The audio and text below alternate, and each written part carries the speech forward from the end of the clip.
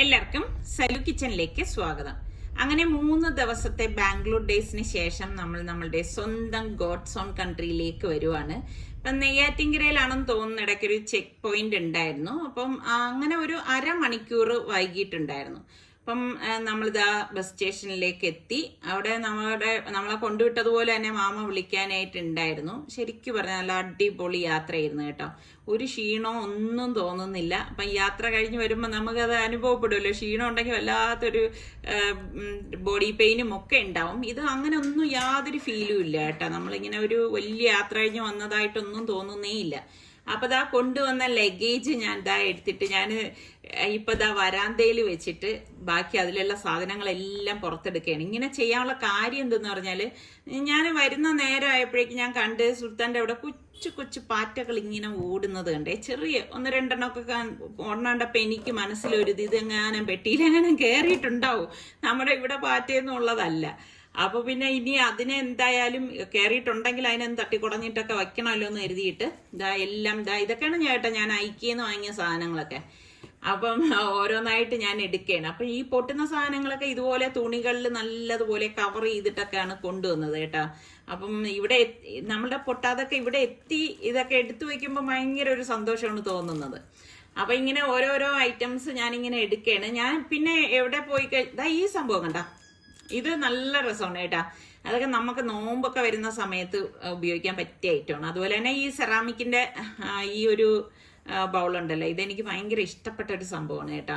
ഇതൊക്കെ ഞാൻ മുൻപ് നമ്മൾ ഗൾഫിലായിരുന്നപ്പോൾ ഐക്യെന്ന് കൊണ്ടുവരണം എന്ന് ആഗ്രഹിച്ച കുറച്ച് സാധനങ്ങളൊക്കെയാണ്. അപ്പോൾ ഈ വെയിറ്റും പിന്നെ കൊണ്ടുവരാനുള്ള ബുദ്ധിമുട്ട് ഓർത്ത് അതൊക്കെ അങ്ങ് ഉപേക്ഷിച്ചിട്ട് വരണേ. ഇത് ഓറഞ്ച് സ്ക്വീസറാണ്. ഇത് അടിപൊളി സംഭവമാണ് കേട്ടോ. അപ്പം അതും എല്ലാം എടുത്തു. അപ്പം ഞാൻ ഇതുപോലെ നമ്മളെ ഒരു യാത്രയൊക്കെ കഴിഞ്ഞ് വന്നു കഴിഞ്ഞാൽ എങ്ങനെയാന്ന് വെച്ചാൽ പെട്ടിയിലുള്ള സംഭവങ്ങൾ അപ്പോഴേ അങ്ങ് ഒതുക്കും കേട്ടോ. ഞാൻ ചിന്തിക്കണ എന്താന്ന് വെച്ചാൽ, ഇപ്പോഴായാലും എപ്പോഴായാലും നമ്മൾ തന്നെയല്ലേ ഇതൊക്കെ ചെയ്യാനുള്ളത്. അപ്പൊ അതാ ഈ കൊണ്ടുവന്ന സാധനം എല്ലാം ഞാനൊന്ന് തട്ടിക്കുടഞ്ഞ് ഡൈനിങ്ങിൽ കൊണ്ടുവന്ന് വെച്ച് ഇനിയിപ്പം ഇതൊക്കെ വയ്ക്കാനുള്ള സ്ഥലം ഓരോന്നായിട്ട് കണ്ടെത്തണം. അപ്പൊ ഇതൊക്കെയാണ് ഞാൻ വാങ്ങിക്കൊണ്ടുവന്ന സാധനങ്ങൾ കേട്ടോ. അപ്പൊ വന്ന പാടെ തന്നെ ഞാനിതാ തുണികളെല്ലാം നനയ്ക്കാനായിട്ട് ഇടുകയാണ്. അപ്പൊ ഞാൻ ഡ്രസ്സൊന്നും മാറാൻ നിന്നില്ല. ഞാൻ വിചാരിച്ചു ഇങ്ങനെയുള്ള പണികളെല്ലാം കഴിഞ്ഞ ശേഷം കുളിച്ച് ഡ്രസ്സ് മാറാം, അല്ലെങ്കിൽ പിന്നും ഞാൻ വീണ്ടും മുഷിയല്ലേ ചെയ്യണത്. ഇപ്പൊ നിസാറിക്കയുടെ പാന്റ് ഷർട്ട് ഇതൊക്കെ സെപ്പറേറ്റ് ചെയ്താണ് നനയ്ക്കണത്. അത് കഴിഞ്ഞ് വേണം എന്റെ തുണികളും നനയ്ക്കാൻ. അപ്പൊ ഞാൻ വിചാരിച്ചു ഇതിപ്പം ഒരു ട്രിപ്പ് ഇതാ നനയ്ക്കാനായിട്ട് വെച്ചു. അപ്പൊ അതിനിടയിൽ ഇത് നനയ്ക്കാൻ ഇട്ട ശേഷം ഞാൻ വന്നിട്ട് പെട്ടി ഒന്ന് തട്ടിക്കുടഞ്ഞെടുക്കുകയാണ്. ഇപ്പൊ നമ്മള് ഈ ഇതുപോലെയുള്ള യാത്രകൾ എത്ര ദൂരത്തിലായാലും അടുത്തായാലും ഒരു യാത്രയൊക്കെ കഴിഞ്ഞ് വരുമ്പോൾ കയ്യോടെ തന്നെ ഇതിലുള്ള സാധനങ്ങളൊക്കെ മാറ്റി നമ്മൾ ഈ പെട്ടിയൊക്കെ തുടച്ചെടുത്ത് വയ്ക്കുകയാണെങ്കിൽ അടുത്തൊരു ട്രിപ്പിന് പോകുമ്പോൾ നമുക്ക് എളുപ്പമായിരിക്കും. കഴിഞ്ഞ വീഡിയോയിൽ ഞാൻ കടപ്പാടുകളെ പറ്റി പറഞ്ഞിട്ടുണ്ടായിരുന്നു. അപ്പൊ എനിക്ക് ഒരുപാട് ഹൃദയസ്പർശിയായിട്ടുള്ള കമന്റ്സ് കിട്ടി കേട്ടോ. ശരിക്കും പറഞ്ഞാൽ വായിച്ചപ്പോൾ എനിക്ക് ഒരുപാട് വേദനയുള്ള കമന്റ്സ് വരെ അതിലുണ്ടായിരുന്നു. നമ്മള് മാതാപിതാക്കള് മക്കളോട് വായിൽ തോന്നിയത് എന്തും പറയുമ്പം അത് ആ മക്കളുടെ ജീവിതത്തെ ബാധിക്കുമെന്ന് ഈ പറയുന്നവരൊന്നും ചിന്തിക്കുന്നില്ല. അപ്പൊ മക്കളിൽ നിന്ന് ശരിക്കും പറഞ്ഞാൽ നമ്മൾ ഒന്നും പ്രതീക്ഷിച്ച് നമ്മൾ മക്കളെ വളർത്തരുത്. മനസ്സറിഞ്ഞ് അവരെന്തെങ്കിലും ചെയ്താൽ അൽഹംദുലില്ലാഹ് എന്ന് പടച്ചവനോട് നന്ദി പറയുക. അത്ര മാത്രമേ നമുക്ക് ചെയ്യാൻ പറ്റത്തുള്ളൂ. നമ്മൾ ചിന്തിക്കേണ്ട ഒരു കാര്യം, മക്കളെന്ന് പറഞ്ഞാൽ പടച്ചവന്റെ ഒരു ഗിഫ്റ്റാണ് അല്ലേ. നമ്മൾ അവരെ വഴക്ക് പറയുകയും ചീത്ത പറയുകയും ഒക്കെ ചെയ്യുമെങ്കിലും നമ്മൾ ചിന്തിക്കണം, അപ്പോൾ ഇത്രയും നല്ലൊരു ഗിഫ്റ്റ് അല്ലേ പടച്ചവൻ നമുക്ക് തന്നിരിക്കുന്നത്. എത്രയോ പേര് മക്കൾക്ക് വേണ്ടി കൊതിക്കുന്നവർ നമുക്ക് ചുറ്റുമുണ്ടെന്ന് നമ്മൾ അത് തിരിച്ചറിയണം. നമ്മൾ മക്കളിൽ ചെറുപ്പത്തിൽ തന്നെ ദൈവഭക്തിയും കരുണയും ദയയും വാത്സല്യവും ഇതൊക്കെ പഠിപ്പിച്ചെടുക്കാൻ ശ്രമിക്കണം. അങ്ങനെ നമ്മളൊന്ന് ആഴത്തിൽ ചിന്തിക്കുകയാണെങ്കിൽ ഒന്ന് ചിന്തിച്ചു നോക്കിയേ, ഇത്രത്തോളം വൃദ്ധസാധനങ്ങളൊക്കെ നമ്മുടെ നാട്ടിൽ ഉണ്ടാവൂ. ഇപ്പൊ ഏറ്റവും കൂടുതൽ നമ്മൾ കാണുന്നത് വൃദ്ധസാധനങ്ങളാണ്. പണ്ടൊന്നും ഇങ്ങനെ ഒരു രീതിയൊന്നും ഉണ്ടായിരുന്നില്ലല്ലോ. അപ്പൊ നമ്മൾ അതൊക്കെ ചിന്തിക്കണം. എനിക്ക് തോന്നുന്നു അന്നുള്ള പാരന്റ്സും ഇന്നുള്ള പാരന്റ്സും വ്യത്യാസമുണ്ടോ എന്നൊക്കെ നമ്മൾ പല രീതിയിൽ ചിന്തിക്കേണ്ട കാര്യമാണ്. അപ്പൊ നമ്മൾ എന്തായാലും പഴമ എന്ന് പറയുന്നത് ഒത്തിരി നല്ല കാര്യങ്ങൾ നമുക്ക് അവരിൽ നിന്ന് അഡോപ്റ്റ് ചെയ്യാൻ പറ്റുന്ന ഒരുപാട് കാര്യങ്ങളുണ്ട്. അത് പഴയതാണെന്ന് പറഞ്ഞ് തള്ളിക്കളയാനോ ഒന്നും പറ്റത്തില്ല. ഞാൻ പറഞ്ഞത് ശരിയല്ലേ? ശരിക്കും പറഞ്ഞു കഴിഞ്ഞാൽ നമ്മളിപ്പം മക്കളെ എന്ന് പറഞ്ഞിട്ട് മക്കൾ പറയുന്ന തോന്നിയാസത്തിനൊക്കെ നമ്മൾ കൂട്ട് നിൽക്കണം എന്നല്ല ഞാൻ പറഞ്ഞത്.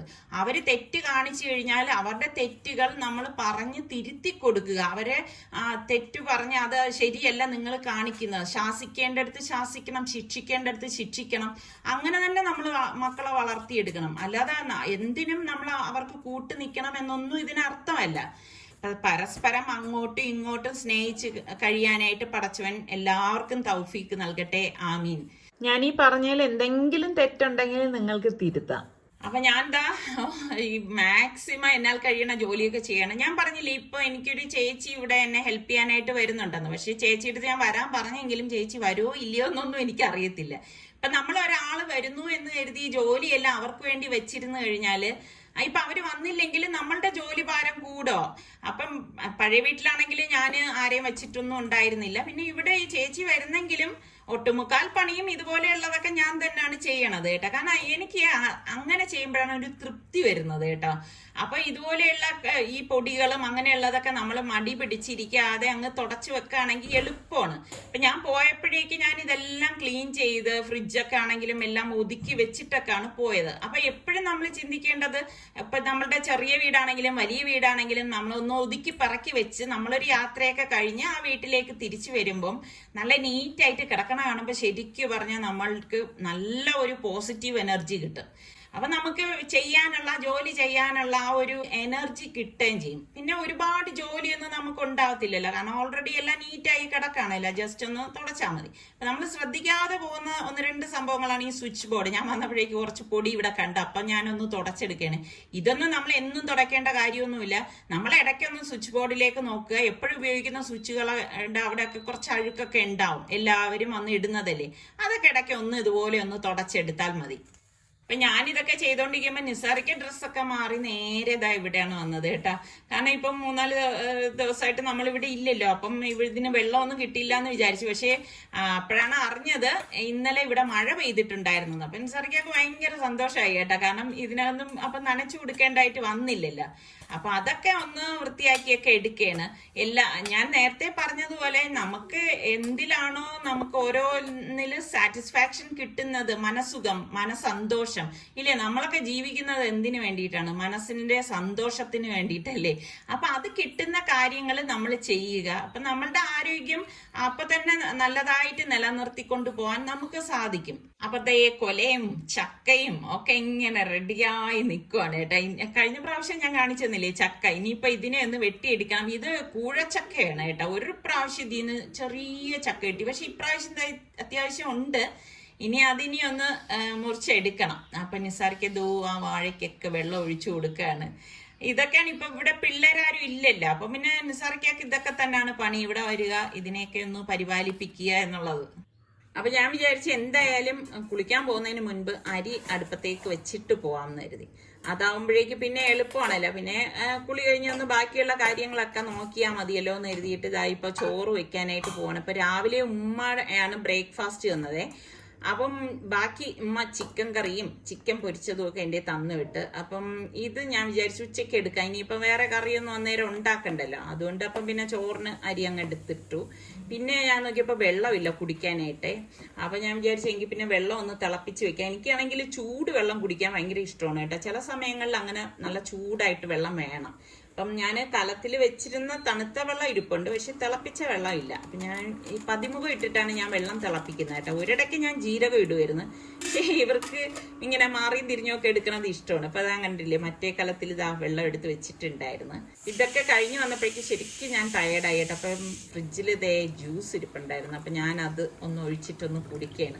ശരിക്കും നമ്മളിങ്ങനെ മടി പിടിച്ചൊന്നും ഇരിക്കാതെ നമ്മളുടെ ജോലികൾ നമ്മൾ പെട്ടെന്ന് ചെയ്ത് തീർത്തു കഴിഞ്ഞാൽ നമുക്ക് ഒരുപാട് സമയം നമുക്ക് മറ്റു കാര്യങ്ങൾക്ക് സ്പെൻഡ് ചെയ്യാനായിട്ട് കിട്ടും. അപ്പൊ ഇതിനിടയിൽ ഞാൻ പോയി കുളിയൊക്കെ കഴിഞ്ഞ് വന്ന ശേഷമാണ് നമ്മളുടെ തുണികളെല്ലാം ഒന്ന് വിരിച്ചിടുന്നത്. ഇപ്പൊ ശരിക്കും പറഞ്ഞാൽ ഇവിടെ നിന്നപ്പോഴേക്കുണ്ടല്ലോ നല്ലൊരു ആശ്വാസം തോന്നുന്നുണ്ട് കേട്ടോ. കാരണം ജോലികളൊക്കെ ഓൾമോസ്റ്റ് എല്ലാം കഴിഞ്ഞ് വന്നിട്ടുണ്ട്. അപ്പം ഈ തുണികൾ നല്ല കാറ്റ് കേട്ടോ. അപ്പം നല്ല മഴക്കാറും ഉണ്ട്. അപ്പൊ എനിക്ക് മനസ്സിലായി ഈ കാറ്റത്ത് ഈ തുണികളെല്ലാം പെട്ടെന്ന് ഉണങ്ങി കിട്ടും. അപ്പൊ അത് തന്നെ വലിയൊരു ആശ്വാസമാണ്.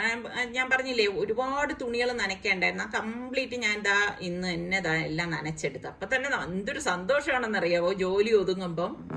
അപ്പൊ ഇതിനിടയിൽ ഞങ്ങളൊന്ന് പുറത്തു പോയിട്ടുണ്ടായിരുന്നു, കുറച്ച് സാധനങ്ങൾ വാങ്ങിക്കണം, പിന്നെ മോളെയും വിളിച്ചോണ്ട് വരേണ്ടതുണ്ടായിരുന്നു. അങ്ങനെ അത് കഴിഞ്ഞ് വന്നുടൻ തന്നെ ഞാൻ പിന്നെ വിചാരിച്ചു എന്തായാലും ഇന്നത്തെ ഡിന്നർ നേരത്തെ അങ്ങ് ഉണ്ടാക്കി വെക്കാന്ന് കരുതി. അപ്പൊ ഇതാ പൊട്ടറ്റോ പീൽ ചെയ്തെടുത്തത് ഞാൻ എളുപ്പത്തിന് വേണ്ടിയിട്ടാണ് ഇതാ ഇങ്ങനെ കട്ട് ചെയ്തിട്ട് വേവിക്കാനായിട്ട് വെക്കണം കേട്ടോ. എങ്ങനെ വേണമെങ്കിലും ചെയ്യാം, അതൊക്കെ ഓരോരുത്തരുടെ ഇഷ്ടത്തിനനുസരിച്ച് ചെയ്യാം. ഞാൻ പറഞ്ഞില്ലേ പെട്ടെന്ന് വെന്ത് കിട്ടാൻ വേണ്ടി ഇപ്പൊ ഞാൻ അതാ പാകത്തിനുള്ള ഉപ്പ് ഇട്ട് ഒന്ന് അടച്ച് വെയിറ്റ് ഇട്ടിട്ട് ഒരു 3-4 വിസിൽ വരെ ഇതങ്ങ് വേവിച്ചെടുക്കും കേട്ടോ. അപ്പൊ ഈ സമയം കൊണ്ട് നമുക്ക് മാവ് കുഴച്ചെടുക്കാൻ വേണ്ടിയിട്ട് ഞാൻ 2 കപ്പ് ഗോതമ്പ് മാവാണ് എടുത്തിരിക്കുന്നത്. ഗോതമ്പ് മാവിനും പിന്നെ പാകത്തിനുള്ള ഉപ്പിട്ട് കൊടുക്കാണ്. പിന്നെ ഞാൻ ഒരു ടേസ്റ്റ് നന്നായിട്ട് കിട്ടാൻ വേണ്ടിയിട്ട് ചില്ലി ഫ്ലേക്സ് 1 ടീസ്പൂൺ ഇട്ട് കൊടുത്തിട്ട് ഒന്ന് മിക്സ് ചെയ്ത് കൊടുക്കും. ഇതുപോലെ മിക്സ് ചെയ്ത ശേഷം ഞാനിവിടെ 1 കപ്പ് വെള്ളമാണ് എടുത്തിരിക്കുന്നത്. അപ്പൊ ആ 1 കപ്പ് വെള്ളത്തിൽ നിന്ന് കുറേശ്ശെ വെള്ളം ഒഴിച്ച് ഇതൊന്ന് കുഴച്ചെടുക്കണം. അപ്പൊ കുറേശ്ശെ വെള്ളം ഒഴിച്ചിട്ടാണ് നമ്മളിത് കുഴച്ചെടുക്കുന്നത്. അല്ലെങ്കിൽ വെള്ളം കൂടിക്കഴിഞ്ഞാൽ ഇത് ശരിയാകത്തില്ല കേട്ടോ. അതുകൊണ്ടാണ് നമ്മളിത് കറക്റ്റിന് വെള്ളം ഇതിലേക്ക് ഒഴിച്ചൊഴിച്ച് കുഴച്ചെടുക്കുന്നത്. ഓരോന്നിനും ഓരോ രീതിക്കല്ലേ നമ്മൾ ഓരോന്ന് ചെയ്യണത്. അപ്പൊ ഇതുപോലെ ആയ ശേഷം ഞാൻ ഇനിയിപ്പം ഏകദേശം 1 ടേബിൾ സ്പൂൺ വെള്ളം മാത്രമേ മിച്ചം വന്നിട്ടുള്ളൂ കേട്ടോ. ബാക്കി വെള്ളമെല്ലാം ഞാൻ ഇതിലേക്ക് ഒഴിച്ചത് ഇതുപോലെ ഒന്ന് കുഴക്കാണ്. അപ്പൊ എത്രത്തോളം നന്നായി കണ്ട ഇത്ര വെള്ളം മാത്രമേ മിച്ചുള്ളൂ. അപ്പൊ എത്രത്തോളം നന്നായിട്ട് കുഴച്ചെടുക്കോ അത്രത്തോളം നന്നാവും നമ്മളുടെ ഈ പറാട്ട. അപ്പൊ ഞാൻ ലാസ്റ്റ് ഒരു 2-3 ഡ്രോപ്പ് ഓയില് ഒഴിച്ചിട്ട് ഒന്ന് കുഴച്ചു കൊടുക്കണം. ഒരുപാട് ഓയിലൊന്നും നമ്മൾ ഇതിലേക്ക് ചേർക്കണ്ട കേട്ടോ. എന്നിട്ട് അടച്ചൊരു അരമണിക്കൂർ ഒന്ന് മാറ്റി വെക്കണേ. ഇതിനിടയിൽ ഞാൻ ഒരു ചെറിയ പീസ് ഇഞ്ചി ഒന്ന് ചോപ്പ് ചെയ്ത് എടുത്തിട്ടുണ്ട്. അപ്പൊ ഈ ഇഞ്ചി ചോപ്പ് ചെയ്ത ശേഷം ഞാൻ 2 പച്ചമുളകും കൂടി ഒന്ന് ചോപ്പറിലിട്ട് ചോപ്പ് ചെയ്യാണ്. ഇപ്പൊ ചോപ്പറൊന്നും ഇല്ലെങ്കിലും പ്രശ്നമൊന്നുമില്ല, ചെറുതായിട്ട് നമ്മൾ ഒന്ന് അരിഞ്ഞെടുത്താലും മതി. പക്ഷെ ചോപ്പ് ചെയ്ത് എടുക്കുമ്പോൾ ഉള്ള ഗുണം എന്ന് പറഞ്ഞു കഴിഞ്ഞാൽ അത് നല്ല ടേസ്റ്റ് ആണ് കേട്ടോ. അപ്പൊ അല്ലെങ്കിൽ വളരെ കനം കുറച്ച് നമ്മളിത് ഒട്ടും കട്ടിയില്ലാത്ത രീതിയിൽ ഒന്ന് അരിഞ്ഞെടുത്താൽ മതി. അപ്പൊ നമ്മൾ ഇതിലേക്ക് വെളുത്തുള്ളി ഒന്നും ചേർക്കത്തില്ല കേട്ടോ. അപ്പം ഇഞ്ചിയും പച്ചമുളകും മാത്രമാണ് ഒന്ന് ക്രഷ് ചെയ്തത്. അപ്പൊ അത് ഞാൻ ഒരു ബൗളിലേക്ക് മാറ്റാണ്. പിന്നെ ഞാൻ ഇതിലേക്ക് ഒരു ഹാഫ് സവാള, അതായത് 1ന്റെ പകുതിയാണ് എടുത്തിരിക്കുന്നത് കേട്ടോ. ഇത്രയും മതിയാവും. ഒരെണ്ണം എടുത്തു കഴിഞ്ഞാൽ കൂടിപ്പോവും. പിന്നെ ചെറിയ സവാള ആണെങ്കിൽ നമുക്ക് ഒരെണ്ണം എടുക്കാം കേട്ടോ. ഇത് അത്യാവശ്യം വലിപ്പമുള്ള സവാളയായിരുന്നു. അപ്പൊ ഞാനിത് ചോപ്പറിൽ പെട്ടെന്ന് ചോപ്പ് ചെയ്ത സൗകര്യത്തിനാണ് നമ്മളിങ്ങനെ കട്ട് ചെയ്തിട്ട് കൊടുക്കണത് കേട്ടോ. അത് ഇതിലാകുമ്പോ പിന്നെ 2 വലിക്കുമ്പോഴേക്കും അത് നന്നായിട്ട് ചോപ്പായി കിട്ടുകയും ചെയ്താ ഇത്രയും മാത്രം മതിയാവും. അപ്പൊ ഈ സമയം നമ്മളുടെ കുക്കറിലെ സ്റ്റീമൊക്കെ പോയ ശേഷം ഞാൻ വെയിറ്റ് ഒന്ന് മാറ്റിയിട്ടുണ്ട്. അപ്പം നമുക്ക് പൊട്ടറ്റോ ഈ സമയം കൊണ്ട് വെന്തിട്ടുണ്ടാവും കണ്ടോ, കറക്റ്റ് പരുവത്തിന് വെന്ത് വന്നിട്ടുണ്ട്. ഞാൻ ഒരു പാനിലേക്ക് ഏകദേശം 2 ടേബിൾ സ്പൂണോളം ഓയിൽ ഒഴിച്ചു കൊടുക്കാണ്. ഇനി നമുക്കൊരു 1/4 ടീസ്പൂൺ ചെറിയ ജീരകം, ക്യൂമിൻ സീഡില്ലേ, അതിട്ട ശേഷം നമ്മൾ ഈ ക്രഷ് ചെയ്ത് വെച്ചിരിക്കുന്ന ഇഞ്ചിയും പച്ചമുളകും കൂടി ചേർത്തിട്ട് ഒന്ന് വഴറ്റി കൊടുക്കാം. അപ്പൊ ഫ്ലെയിം കുറച്ച് വെച്ചിട്ട് വേണം വഴറ്റിയെടുക്കുക. അത് കരിയരുത്, അതിന്റെ ആ ഒരു പച്ച ചുവയുണ്ടല്ലോ അത് മാറത്തക്ക രീതിയിൽ വേണം നമ്മൾ ഇതൊന്ന് വഴറ്റിയെടുക്കാനുള്ളത്. ഇനി നമുക്ക് ഈ ക്രഷ് ചെയ്ത് വെച്ചിരിക്കുന്ന സവാള ഉണ്ടല്ലോ, സവാളയും കൂടി ചേർത്തിട്ട് ഒന്ന് വഴറ്റി കൊടുക്കണം. അപ്പൊ വളരെ നേരിയതായിട്ട് തന്നെ നിങ്ങൾ സവാള അരിഞ്ഞെടുക്കണേ. ഇനി നമുക്കിതിലേക്ക് ഞാൻ 1 ടീസ്പൂൺ അയമോദകവും അതുപോലെ തന്നെ ഡ്രൈ മാംഗോ പൗഡർ ഇല്ലേ, ആംചൂർ പൗഡർ ഒരു 1/2 ടീസ്പൂൺ ഇട്ട് കൊടുക്കാണ് കേട്ടോ. ഇതൊക്കെ ഇടുമ്പോഴാണ് ശരിക്കും നോർത്ത് ഇന്ത്യൻ ടേസ്റ്റ് കിട്ടുന്നത്. 1/2 ടീസ്പൂൺ മഞ്ഞൾപ്പൊടിയും 1 ടീസ്പൂൺ മല്ലിപ്പൊടിയും ഒരു 1/4 ടീസ്പൂൺ കാശ്മീരി ചില്ലി പൗഡറും 1/4 ടീസ്പൂൺ ഗരം മസാല പൊടിയും പാകത്തിനുള്ള ഉപ്പും കൂടി ഇതിലേക്ക് ഇട്ടിട്ട് ഒന്ന് വഴറ്റി കൊടുക്കാം. അപ്പൊ ഈ പൊടികളൊന്നും കരിഞ്ഞു പോകാത്ത രീതിയിൽ ഒന്ന് വഴറ്റിയെടുക്കണം. ഇനി നമുക്ക് ഈ വേവിച്ച് വെച്ചിരിക്കുന്ന പൊട്ടറ്റോ ഇല്ലേ, അതിന്റെ വെള്ളം മാറ്റിയിട്ട് ആ പൊട്ടറ്റോ മാത്രം ഇതിലേക്ക് ഇട്ടിട്ട് നന്നായിട്ടൊന്ന് ഉടച്ചു കൊടുക്കണം. അപ്പൊ ഇതുപോലെ ഒന്ന് ഉടച്ചെടുക്കണം. ഇതിപ്പോ സ്പൂണിന്റെ മൂട് കൊണ്ടോ അല്ലെങ്കിൽ ഒരു ഗ്ലാസ് കൊണ്ടോ ഒക്കെ നമുക്ക് ഇതുപോലെ ഉടച്ചെടുക്കാൻ പറ്റും. അപ്പൊ പൊട്ടറ്റോ നന്നായിട്ട് വെന്ത് കിട്ടണം, എങ്കിൽ മാത്രമേ ഇത് ശരിയാകത്തുള്ളൂ. അത് പ്രത്യേകം ഒന്ന് ശ്രദ്ധിച്ചാൽ മാത്രം മതി കേട്ടോ. എന്നിട്ട് ഇതെല്ലാം കൂട്ടിയിട്ടൊന്ന് വഴറ്റി കൊടുക്കാം. ഇപ്പൊ നമുക്ക് ഈ പറഞ്ഞ മാതിരി അയമോദകവും ആംചൂർ പൗഡറും ഒക്കെ ഇടുമ്പോഴാണ് ഒരു നോർത്ത് ഇന്ത്യൻ ടേസ്റ്റ് കിട്ടുന്നത് കേട്ടോ. അപ്പൊ അത് മസ്റ്റായിട്ട് ഇതിൽ ചേർക്കുകയാണെങ്കിൽ വളരെ നല്ലതാണ്. അതില്ലാതെ വേണമെങ്കിലും ഉണ്ടാക്കാം, പക്ഷെ ഇത്രത്തോളം ടേസ്റ്റ് അതിനുണ്ടാവൂല കേട്ടോ. അപ്പോൾ ഇത് തണുക്കാൻ വേണ്ടി ഞാൻ ഒരു പ്ലേറ്റിലേക്ക് വെച്ചിട്ട് ഒരു ഫാനിൻ്റെ മൂട്ടിലേക്ക് കൊണ്ട് വെക്കാൻ പോവാണ് കേട്ടോ. അപ്പോൾ ഈ സമയം നമ്മളുടെ മാവ് കണ്ടോ കുഴച്ചത് നല്ല ഒരു കറക്റ്റ് പരുവായിട്ടുണ്ട്. അപ്പോൾ ഒന്നും കൂടി ഇതുപോലെ ഒന്ന് കുഴച്ചെടുത്തിട്ട് നമുക്ക് ഇതിനെ ബോൾസ് ആക്കി മാറ്റി വെക്കാം. അപ്പം ശരിക്കും പറഞ്ഞാൽ ഇത് ഈ ആലു പറാട്ട എന്ന് പറയുന്നത് ഒരെണ്ണം കഴിക്കുമ്പോൾ തന്നെ വയറ് നിറയും കേട്ടോ. അപ്പം എനിക്ക് ഈ ഒരു അളവിൽ 4 എണ്ണമാണ് കിട്ടിയിരിക്കുന്നത്. അപ്പം ഇനി ഇതിനെ ഒന്ന് നമുക്ക് പരത്തിയെടുക്കണം. അപ്പം ഇതിനിടയിൽ ഞാൻ കുറച്ച് തൈര് ഒന്ന് ഉപ്പിട്ടിട്ട് ഒന്ന് ഉടച്ചെടുക്കുകയാണ്. ഇതിലേക്ക് കുറച്ച് 1 ടീസ്പൂണോളം ചില്ലി ഫ്ലേക്സും കൂടി ഇട്ടിട്ട് ഇളക്കിയെടുക്കാം. അപ്പൊ ഇതാണ് ആലു പറാട്ടയ്ക്ക് വേറെ പ്രത്യേകിച്ച് കറികളുടെ ഒന്നും ആവശ്യമില്ല കേട്ടോ. എന്നിട്ട് മാവ് പരത്താനായിട്ട് പലകയിലേക്ക് വെച്ചിട്ട് കുറച്ച് ഇതുപോലെ ഒന്ന് പരത്തണം. ഒരുപാട് അങ്ങ് പരത്തിക്കളയല്ലേ, ചെറുതായിട്ട് നൈസായിട്ട് ഇതുപോലെ ഇത്രയും മാത്രം മതിയാകും കേട്ടോ. ഇനി ഇതിന്റെ സെന്ററിലാണ് നമ്മൾ ഈ തണുത്തിരിക്കുന്ന പൊട്ടറ്റോ ഉരുളയാക്കി ഞാൻ എടുത്തു വെച്ചിട്ടുണ്ട്. അത്യാവശ്യം വലിപ്പമുള്ള ഉരുളയാക്കിയാണ് എടുത്തത്. എന്നിട്ട് ഇതൊന്ന് കവർ ചെയ്ത് കൊടുക്കും. അതായത് നമ്മളിത് പരത്തി വരുമ്പോൾ എല്ലായിടത്തും ആ ഒരു പൊട്ടറ്റോയുടെ ഇത് കിട്ടണം. അതുകൊണ്ടാണ് അത്യാവശ്യം വലിപ്പമുള്ള ഉരുളയാക്കി നമ്മൾ എടുക്കണത്. കണ്ട ഈ ഒരു പരുവത്തിൽ എടുക്കണം. ഇനി ഈ മാവ് നമുക്ക് നോർമലി ചപ്പാത്തി നമ്മൾ എങ്ങനെ പരത്തോ ആ ഒരു രീതിയിൽ പരത്തിയെടുക്കാം. കണ്ട ഇതുപോലെയാണ് ഇരിക്കുന്നത്. അപ്പൊ ഞാൻ ഇതുപോലെ കുറച്ച് ഗോതമ്പ് മാവ് ഒന്ന് സ്പ്രിങ്കിൾ ചെയ്ത ശേഷം ഒന്ന് പരത്തിയെടുക്കണം. പരത്തിയെടുക്കുമ്പം ശ്രദ്ധിക്കേണ്ട ഒരു കാര്യം എന്ന് വെച്ചാൽ നമ്മുടെ ഈ ഫില്ലിങ് പുറത്തേക്ക് ചാടരുത് കേട്ടോ. അപ്പോൾ കുറച്ചിങ്ങനെ സോഫ്റ്റ് ആയിട്ട് പരത്തിയെടുക്കണം. ഇനി ശക്തി ഉപയോഗിച്ച് അങ്ങ് പരത്തിക്കളയരുതേ, എങ്കിൽ പിന്നെ അത് ശരിയാകത്തില്ല. അപ്പൊ ഇതുപോലെ പരത്തിയെടുക്കണം. ഇത്രയേ ഉള്ളൂ സംഭവം. കണ്ടോ, ഞാനിപ്പം ആകെ 4 എണ്ണമല്ലേ ഉള്ളൂ. അപ്പൊ ഞാൻ ഇനിയിപ്പം ബാക്കിയുള്ളത് ഈ ഒരു തിക്നെസ്സിലാണ് നമ്മൾ ഇത് പരത്തിയെടുക്കണത് കേട്ടോ. അപ്പൊ 4 എണ്ണവും ഞാൻ ഒരുമിച്ച് പരത്തി വെച്ച് കേട്ടാ. ഇങ്ങനെയാണ് ഞാൻ ഇത് ചുട്ടെടുക്കുന്നത്. അപ്പൊ പാനിലേക്ക് നമുക്ക് ഇത് ഇട്ടിട്ട് ഒരു ഫ്ലെയിം കുറച്ച് വെച്ചിട്ടാണ് നമ്മൾ ഇത് റെഡിയാക്കണത്. എന്നിട്ട് ഒന്ന് മറിച്ചിട്ട് കൊടുക്കും. മറിച്ചിട്ട ശേഷം നമുക്ക് ഇതിന് മീതെ നെയ്യോ ബട്ടറോ ബ്രഷ് ചെയ്ത് കൊടുക്കാം. ഞാൻ ഇപ്പൊ നെയ്യാണ് ബ്രഷ് ചെയ്ത് കൊടുക്കണത് കേട്ടോ. കുട്ടികൾക്കൊക്കെ കൊടുക്കുകയാണെങ്കിൽ ബട്ടർ ഇട്ടാലും അവർക്ക് ഭയങ്കര ഇഷ്ടമായിരിക്കും. എന്നിട്ട് വീണ്ടും ഒന്ന് തിരിച്ചിട്ട് കൊടുക്കും. വീണ്ടും നമുക്ക് ഇതുപോലെ നെയ്യോ ബട്ടറോ ഒന്ന് ഇതുപോലെ ഒന്ന് ബ്രഷ് ചെയ്തെടുക്കാം. അടിപൊളിയാണ് കേട്ടോ. എല്ലാവർക്കും ഉറപ്പായിട്ട് ഇത് ഇഷ്ടപ്പെടും. അപ്പൊ കണ്ട നമ്മളുടെ ആലു പറാട്ട റെഡി ആയിട്ടുണ്ട്. അപ്പം ശരിക്ക് ഇത് മാത്രം മതി, നമുക്ക് വേറെ റൈത്ത പോലും വേണ്ട കേട്ടോ കഴിക്കാനായിട്ട്. ഇപ്പൊ ഞാനാണെങ്കിൽ ഇപ്പം നമ്മളുടെ തൈരും സവാള, ഈ നോർത്ത് ഇന്ത്യൻസ് ഒക്കെ സവാള കഴിക്കുമല്ലോ, അതും കൂടിയാണ് ഇതിന്റെ കൂടെ കഴിക്കാനായിട്ട് എടുത്തിരിക്കുന്നത്. അപ്പൊ ഇതൊക്കെ തന്നെയാണ് നമ്മളുടെ ഇന്നത്തെ വിശേഷങ്ങൾ എന്ന് പറയുന്നത്. അപ്പൊ നമ്മളുടെ ചാനൽ കണ്ടുകൊണ്ടിരിക്കുന്നവരിൽ സബ്സ്ക്രൈബ് ചെയ്യാത്ത ആരെങ്കിലും ഉണ്ടെങ്കിൽ നിങ്ങൾക്ക് നമ്മുടെ ചാനൽ ഇഷ്ടപ്പെട്ടാൽ സബ്സ്ക്രൈബ് ചെയ്യാനോ ബെല്ലൈക്കൺ പ്രസ് ചെയ്യാനോ ഒന്നും മറന്നു വരുതേ. അടുത്ത് നമുക്ക് നല്ല റെസിപ്പിയോ വ്ളോഗോ ഇട്ടൊക്കെ കാണാം. അതുവരയ്ക്കും എല്ലാവർക്കും ബൈ.